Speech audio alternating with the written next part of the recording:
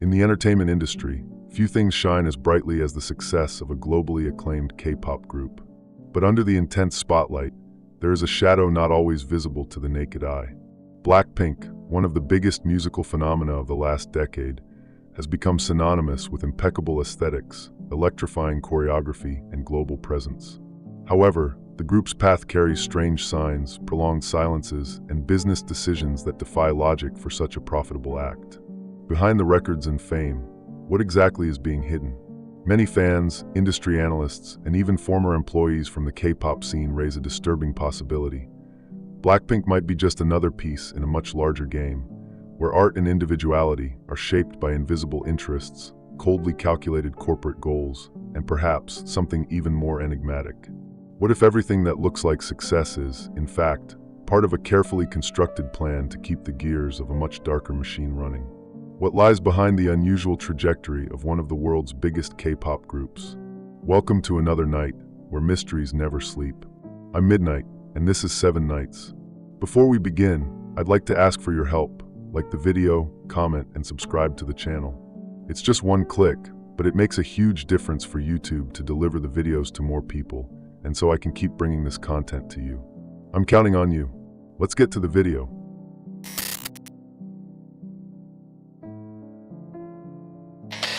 Have you ever stopped to think why Blackpink, despite being one of the biggest K-pop groups in the world, has released only one full album in almost a decade of their career? Doesn't that seem strange? From the outside, everything looks perfect. Sold-out tours, music videos hitting billions of views, major brand campaigns. But when you start analyzing behind the scenes, you realize something is out of place. This pattern of few releases, long pauses, and low exposure is common among groups nearing the end of their careers. But here we're talking about a group at its peak. The theory many fans raise, and that starts to make sense when we put the facts together, is that YG Entertainment is deliberately slowing Blackpink down. And the reason? To make room for something new. More specifically, the group Baby Monster. It wouldn't be the first time. YG's own history with 2NE1 shows that success, within this label, can become a problem. As soon as the previous girl group began reaching high levels of popularity, hiatuses came, unexplained breaks, and eventually, a quiet disbandment. Are we watching the same script play out again? In 2023, YG officially announced Baby Monster's debut, at a time when Blackpink was still at the top. This made many people start questioning, why launch a new group now? Why not invest even more in those who have already proven their worth in the global market? The answer might lie in the cold logic of business, where novelty sells more than stability, and youth generates more engagement than experience. And here comes a delicate point. The theory that the group is being internally sidelined doesn't stem from crazy internet conspiracies, but from a clear analysis of the company's own moves. Public financial reports show that investments in Blackpink's promotion have decreased over the years, while projects aimed at new trainees have begun gaining priority. It's as if the group is being kept on autopilot, no creative direction, no bold projects. Sparse releases, absence of member participation in songwriting, and a constant feeling that something is always missing. Have you felt that too? And when we look at their performances, the energy in their releases, and the company's interaction with fans, the distance becomes even more evident. It's hard to ignore that other groups from the same generation had much more intense comeback cycles and built more robust discographies, even with less international visibility. Some Korean media outlets have discreetly commented that YG's focus may be shifting strategically. The company doesn't openly say it's preparing a transition, but when you look at how the pieces are moving on the board, it's hard not to see the pattern forming. And what stands out the most in this story is the silence. No strong statements about Blackpink's future, no confirmation of new albums, no clear denial about the end of their activities. It's as if the company is just waiting for time and lack of information to gradually erase the group from the public's memory. This, of course, only fuels the corporate sabotage theory even more. A slow, strategic process where the group remains in the spotlight, but without the necessary structure to evolve. A disguised shutdown, one where no one declares the end, but no one allows a new beginning either. The question that remains is, are we really witnessing the beginning of a carefully orchestrated end? Or is there still room for a grand comeback, even with YG's spotlight already pointing in another direction?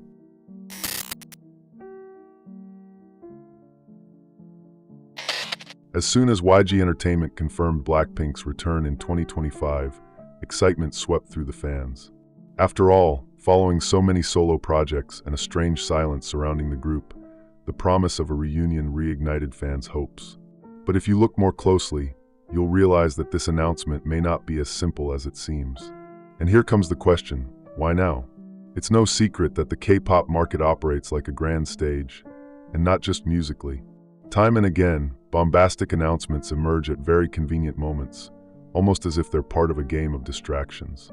And the timing of this comeback did not go unnoticed. In 2024, the industry began to show signs of slowdown, declining sales, an overload of new groups without engagement, scandals quietly swept under the rug. So, in the middle of all that, Blackpink returns? Don't you find it odd? The group spent an entire year focused on solo careers, with no clear sign of a reunion. Lisa signing million-dollar deals abroad, Jennie launching her own label, Rose diving into original production, Jisoo involved in film and TV. Each one headed in a different direction. And suddenly, without any specific details, YG announces that they'll all return together? That's when the gears begin to grind. Anyone who has followed the group from the beginning knows YG has a complicated track record with promises. The Born Pink album, for example, was delayed several times, with vague and silent explanations. So when the company says Blackpink is coming back, without mentioning whether there'll be a new album, a tour, or even a signed contract, can we really trust it? The most discussed theory among fans is that this comeback could be a strategic move, not just to revive the group's name, but to divert attention from other matters. It wouldn't be the first time South Korean entertainment has served as a smokescreen. Several analysts have pointed out how, during times of political or corporate crisis, flashy news from the pop world emerges. Coincidence? Maybe, but the pattern repeats itself. And here comes an important point. The public has yet to receive any concrete information about the format of this return. Will there be a new album? Just a single song? A tour? Nothing has been said. It's as if YG is throwing out bait, waiting for engagement to rise, without actually committing to anything. And honestly, that's something that makes any fan feel suspicious. Even within Korea, local media has already shown a degree of skepticism.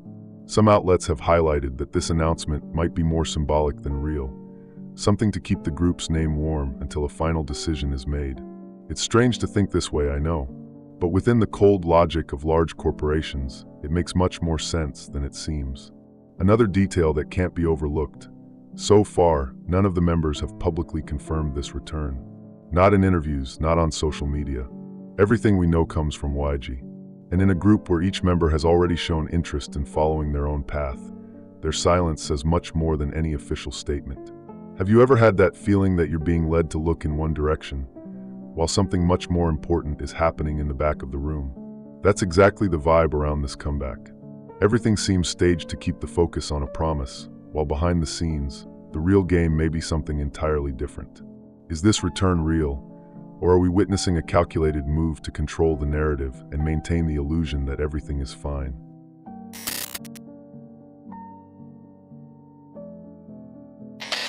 When the members of Blackpink began launching their solo projects, the public was divided.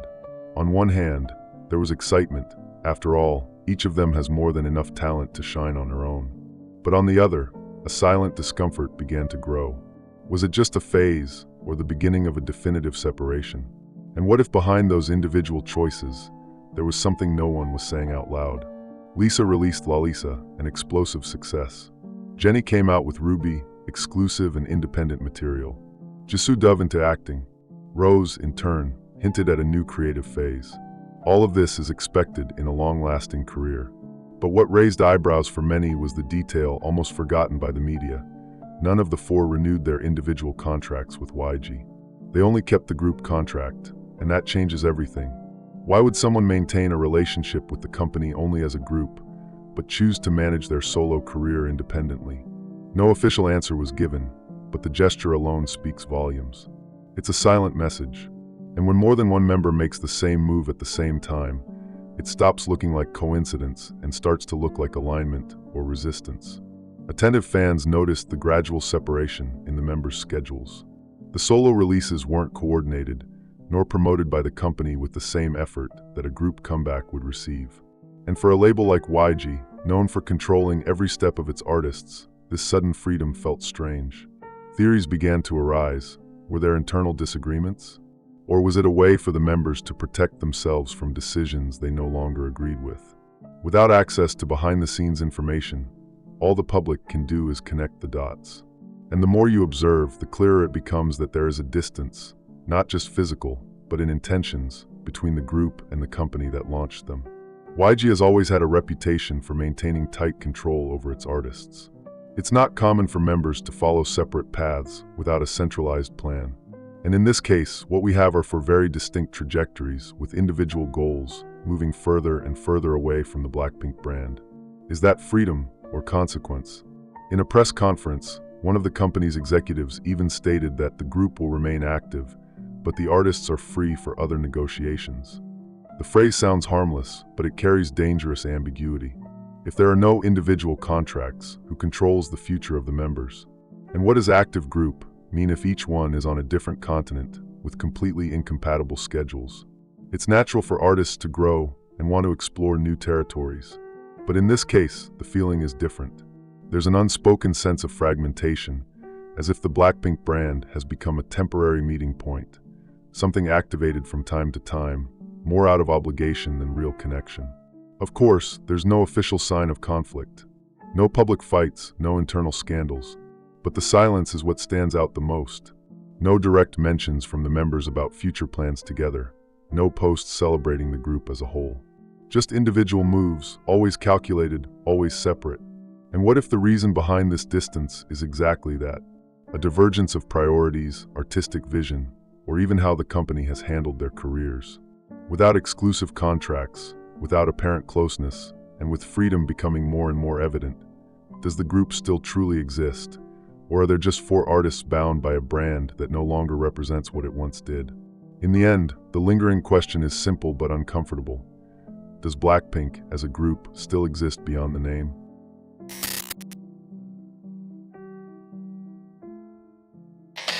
From the beginning, one thing about Blackpink always stood out. Everything was meticulously planned. The outfits, the poses, the music videos, nothing seemed improvised. But over time, that perfection began to raise an unsettling question. How far does the members' freedom go within the group? And more importantly, how far does the company's control extend?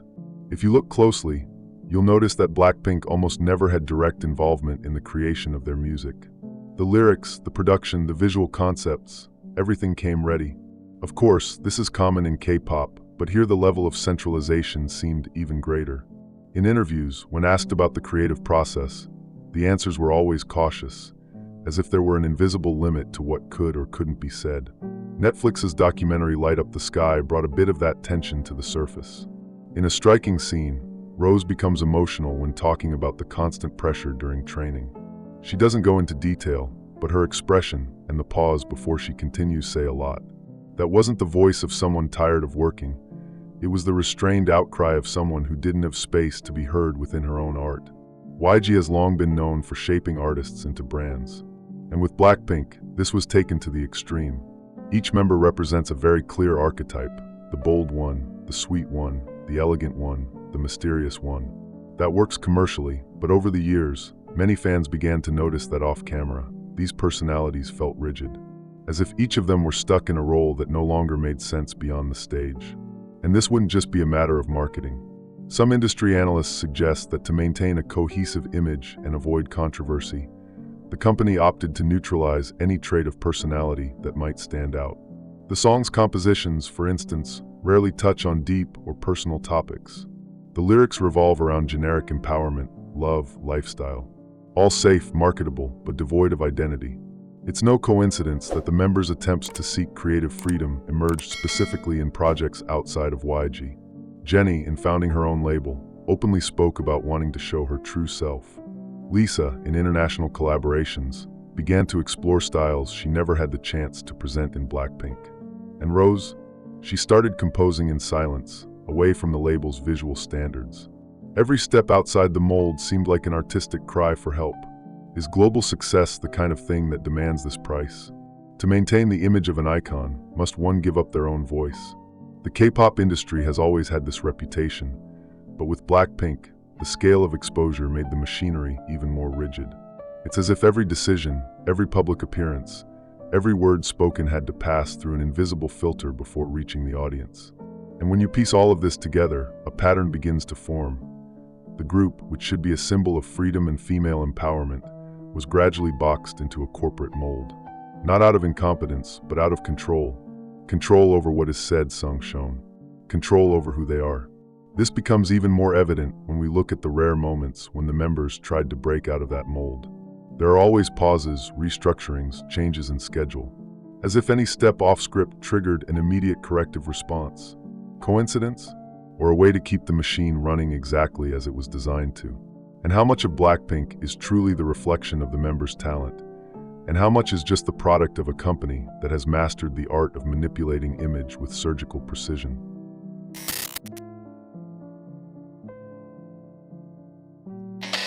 You know that feeling when certain images stick in your mind, even when you don't fully understand why. With Blackpink's music videos, that happens often. They always draw attention with their striking visuals, but some more observant fans have started to notice something beyond aesthetics. Images, symbols, patterns, details that might go unnoticed when viewed in isolation, but when connected, suggest a much darker narrative. Let's start with Kill This Love. In the video, there's a scene where an ice heart is shattered. At first glance, it seems like a metaphor for the end of a relationship. But what if the ice symbolizes something more? For many, it represents a break from a cold mechanical system, an industry that demands perfection and suffocates any attempt at authenticity. Could this love, being destroyed, actually be the artificial love between artist and machine? In How You Like That, Lisa appears sitting on a throne, surrounded by crows. It's a powerful, almost theatrical scene. Crows, traditionally associated with death, omens, and hidden wisdom, appear to be watching, as if they're witnesses to a ritual. The image is unsettling, and that's exactly the point. But why? Why use that kind of symbolism in a video meant for mass appeal? Many people believe these elements are not coincidences, that there is, in fact, surgical precision in the construction of these visuals, with hidden messages about the reality behind the scenes. The thrones, shattered mirrors, shadows, labyrinths, all of these elements repeat across different videos. It wouldn't be strange if it happened once or twice, but it's constant. During Coachella 2019, the group delivered an intense performance, but what caught the attention of visual analysts were the background images: explosions, marches, military structures. Some of these references were interpreted as symbols of resistance, but also as reflections of the internal war artists face amid success. After all, what kind of battle must be fought to maintain that perfect image? Of course, all of this can be interpreted in different ways. Art is open, symbolic, and not everything needs a single explanation. But when the same symbols reappear across various music videos, albums, and performances, it's hard not to wonder, what exactly is being said between the lines? Fans began cataloging these patterns in online forums, comparing scenes, outfits, and visual choices. Some go further and suggest the group may be trying to communicate with the public indirectly, leaving clues about what happens behind the scenes, not through words, but through imagery. It may sound like a stretch, but after seeing the same symbols repeated, the question remains. Blackpink's aesthetic has always been dark, luxurious, dramatic. But what if it's more than just style? What if it's a reflection of something real? Something they can't verbalize, but manage to express through glances, gestures, and carefully crafted settings.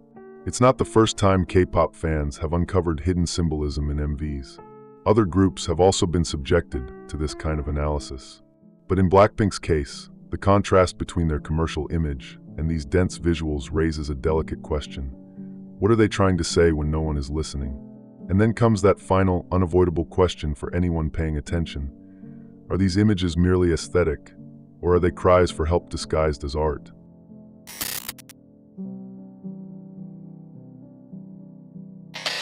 Have you ever noticed how some success stories seem just a little too perfect? The kind of career that explodes overnight, conquers the world in record time, and becomes a global reference. Blackpink lived exactly that. But over time, an unsettling question began to circulate in the quieter corners of fan discussions. What if all that success came at a price? Between theories and more symbolic interpretations, the idea began to emerge that the group had made a silent pact, not with something mystical in a fantasy sense, but with the invisible gears of the industry itself. An unspoken agreement where, in order to stay on top, you have to follow rules no one officially acknowledges, but everyone knows exist. This theory gained traction as fans started identifying strange patterns around the group. Recurring technical problems at shows, unexplained electrical failures in packed arenas, and even reports from fans claiming to have had strange dreams after concerts. Of course, all of this might have normal explanations, but the repetition of these events created a collective unease. When something weird happens once, it's a coincidence. But when it happens again and again, music videos like Pink Venom became targets of these interpretations. The lyric "Taste that pink venom" started being seen by some as a metaphor for something that seems sweet, but carries something toxic underneath. And the video, with its fragmented images, references to poisoning, and almost ritualistic scenes, only heightened the sense that there was a hidden layer beneath the glittering surface. Another detail that raised suspicion was the repetition of symbolic numbers throughout the group's career. Their debut date, August 8, 2016, the number 4, members, visual elements, tour phases, and even the theory of a wrap-up in 2028, completing 12 years of activity. For those who follow numerology, these numbers are seen as closing cycles, as if something had been designed to last a precise amount of time. More skeptical theorists point out that, within business logic, these cycles make sense. A group is trained, launched, commercially exploited, and then replaced. But when this happens with such precision and repetition, the theory that everything was pre-planned starts to feel less like speculation and more like systemic design. There are also those who believe that this pact is actually a reflection of the decision to keep going despite extreme pressures. As if the members knew what they were facing, but either willingly or because they had no choice, agreed to be part of a bigger system. And the reward? Fame, success, and the kind of recognition few artists in history have ever achieved. But then comes the weight, because every pact has an unwritten clause. And in this case, mental exhaustion, loss of creative freedom, and years of extreme control would be part of the price. Success becomes a prison, the image a suit of armor, and personal identity a bargaining chip. This interpretation might seem overly symbolic, but when you combine the accounts of former trainees, the behind-the-scenes reality of the K-pop industry, the visual elements in the music videos, and Blackpink's perfectly programmed trajectory, it starts to feel less like a theory and more like a system's blueprint. If this pact truly exists, was it accepted or imposed? And even more frightening, how many other groups live the same reality today, unnoticed by the public? When we look closely at Blackpink's story, what appears to be a global success tale begins to reveal another layer, one made of silences, strategies, and choices that weren't always made by the artists themselves. Every step, every pause, every image released to the world carries a weight few can see. The shine often hides the cracks. And in this silent game between fame and control, the group may have been both the star and a piece on a much larger board. This story is just one piece, and one day, maybe you'll see the whole puzzle. If this made you think, subscribe and like the video. It helps the channel grow. Don't forget to share. After all, more voices mean more discoveries.